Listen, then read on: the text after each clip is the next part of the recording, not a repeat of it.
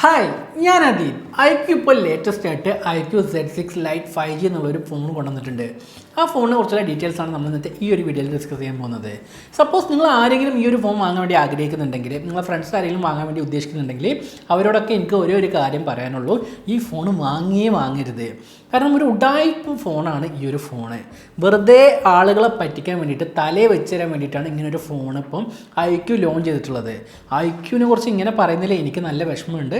കാരണം iQOO ബ്രാൻഡ്സിലുള്ള എല്ലാ ഫോൺസും നല്ല ബെസ്റ്റ് സ്മാർട്ട് ഫോൺസാണ്. പക്ഷേ അങ്ങനത്തെ ഒരു iQOO ബ്രാൻഡ് എന്തിനാണ് ഇങ്ങനത്തെ ഒരു ഫോൺ ലോഞ്ച് ചെയ്യുന്നുള്ളത് എനിക്കും ഡൗട്ട് തന്നെയാണ്. നമുക്ക് ഈ ഒരു ഫോണിനെ കുറിച്ച് ഡീറ്റെയിൽ ആയിട്ട് നോക്കാം. ആദ്യം നമുക്ക് ഈ ഫോണിൻ്റെ ഡിസൈനിൽ നിന്ന് തന്നെ സ്റ്റാർട്ട് ചെയ്യാം. ഈ ഫോണിൻ്റെ ബാക്ക് സൈഡിൽ ട്രിപ്പിൾ ക്യാമറ സെറ്റപ്പാണ് വരുന്നത്. പിന്നെ ഒരു LED ഫ്ലാഷും വരുന്നുണ്ട്. ഈ ഫോണിൻ്റെ ഓവറോൾ ഡിസൈൻ നോക്കുകയാണെങ്കിൽ iQOOൻ്റെ Z6 ഇല്ലേ 4G മോഡൽ, അതേ ഡിസൈൻ തന്നെയാണ്.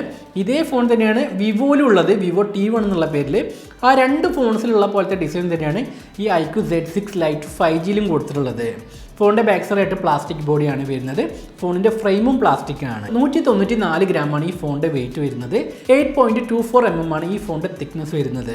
അത്യാവശ്യം ലൈറ്റ് വെയിറ്റ് ആയിട്ടുള്ള ഒരു ഫോൺ തന്നെയാണ് ഇത്. ഈ ഫോണിൻ്റെ ഫിസിക്കൽ ഓവറി നോക്കുകയാണെങ്കിൽ ഫോണിൻ്റെ റൈറ്റ് സൈഡിലായിട്ടാണ് വോളിയം ബട്ടനും പവർ ബട്ടനും കൊടുത്തിട്ടുള്ളത്.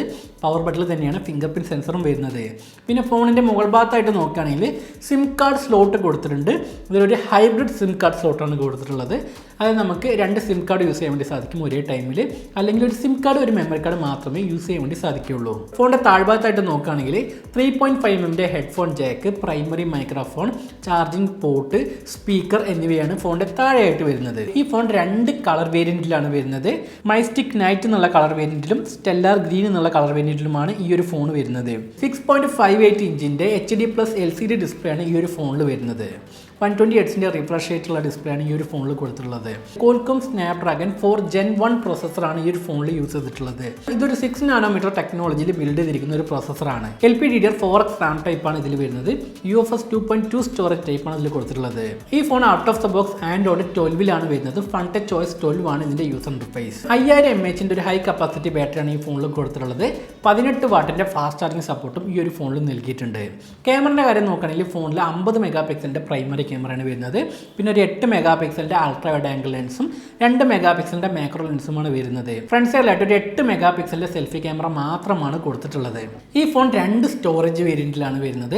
4GB 64GB വേരിയന്റിന് 13,999 രൂപയും 6GB 128GB വേരിയന്റിന് 15,999 രൂപയുമാണ് വരുന്നത്. ഇത്രയുമാണ് ഈ ഫോണിനെ കുറിച്ചുള്ള ഡീറ്റെയിൽസ്. ഇനി ഈ ഫോൺ എന്തുകൊണ്ട് വാങ്ങണ്ടെന്ന് പറയാനുള്ള കാരണം ഞാൻ ഇനി പറഞ്ഞുതരാം. ഈ ഫോണിൽ നല്ലതെന്ന് പറയാൻ ഒന്നും തന്നെ ഇല്ല എന്നാണ് എനിക്ക് പറയാനുള്ളത്. കാരണം ആൾറെഡി ഉള്ള iQOOൻ്റെ Z6 ഇല്ലേ, അതേ ഫോണ് 5G വേർഷനിൽ ലോഞ്ച് ചെയ്തിരിക്കുകയാണ്. ഈ ഫോണിൻ്റെ പ്രൈസ് എത്ര എന്നുള്ളത് ഞാനിപ്പോൾ പറഞ്ഞു. ഇതേ പ്രൈസ് റേഞ്ചിൽ ഇതിനേക്കാളും നല്ല സ്പെക്സ് ഉള്ള 4G ഫോൺസ് ഉണ്ട്. ബെറ്റർ ഫാസ്റ്റ് ചാർജിങ് ഉള്ള AMOLED ഡിസ്പ്ലേ വരുന്ന 4G ഫോൺസ് ഉണ്ട്. ഇതൊക്കെ വിട്ടിട്ട് നമ്മൾ ഈ ഒരു 5G ഫോൺ എടുക്കാനുള്ള കാരണം ഈ ഫോണിലുള്ള 5G തന്നെയാണ്. ഈ ഒരു ഫോണിൽ രണ്ട് 5G ബാൻഡ്സിൻ്റെ സപ്പോർട്ട് മാത്രമേ ഉള്ളൂ. ആ രണ്ട് 5G ബാൻഡ്സിൻ്റെ സപ്പോർട്ടിന് വേണ്ടിയിട്ട് ഈ ഒരു ഫോൺ നിങ്ങൾ വാങ്ങരുത്. ഒരു വർഷത്തിന് മുമ്പ് വന്ന സ്മാർട്ട് ഫോണിലെല്ലാം രണ്ട് 5G ബാൻഡ്സിൻ്റെ സപ്പോർട്ട് മാത്രമേ ഉണ്ടായിരുന്നുള്ളൂ. പക്ഷേ ഇപ്പോൾ ഈ ഒരു പ്രൈസ് റേഞ്ചിൽ വരുന്ന അധിക ഫോൺസിലും മിനിമം ഒരു 4, 5, 6, 7 അല്ലെങ്കിൽ ഒരു 13, 12 ബാൻഡ്സിൻ്റെ സപ്പോർട്ടുള്ള ഫോൺസൊക്കെയാണ് വരുന്നത്.